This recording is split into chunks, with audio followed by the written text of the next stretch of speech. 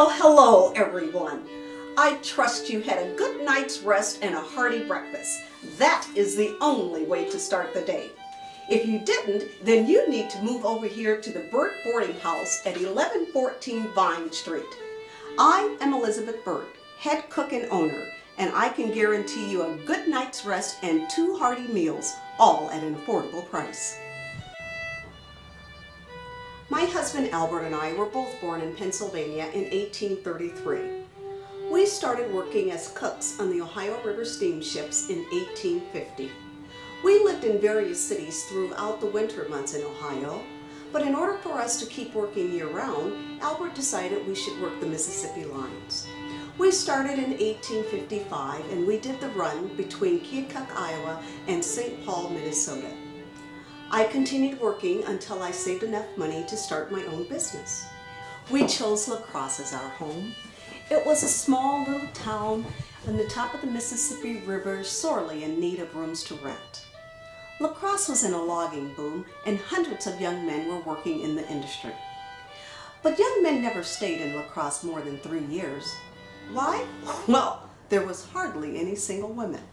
And what was even more sad? Landlords did not rent to black single men. That's why I started my business.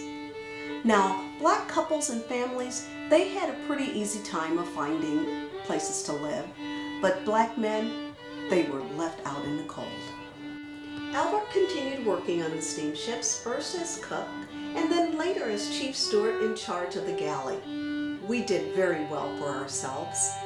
I invested in several other La Crosse properties, and in time, Albert followed suit with his own real estate investments.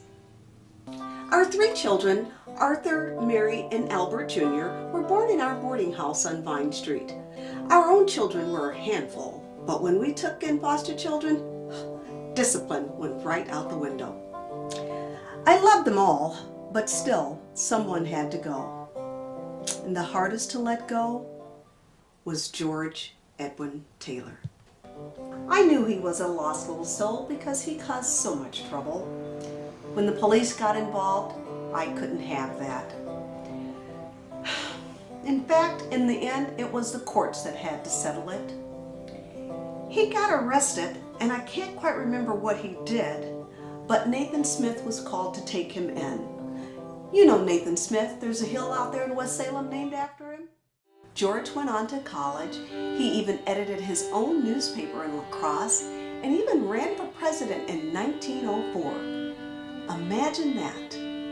Because of him, I became interested in politics and the women's right to vote. Most people don't remember this, but Wisconsin had quite a women's suffrage movement back then. In spite of George's difficult childhood, he grew into a caring, thoughtful, and courageous young man. And I knew he always loved me. How do I know that?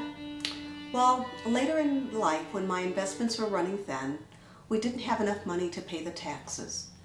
And there, standing in the doorway, was George. He paid our taxes. Never quite sure how he found out, but he did. He was such a naughty little child, but in the end, a great man. We decided to sell the Burt Boarding House in 1882. Our daughter Mary was engaged to a young man from St. Louis. We traveled to St. Louis for the wedding, and after the wedding we decided to make St. Louis our home.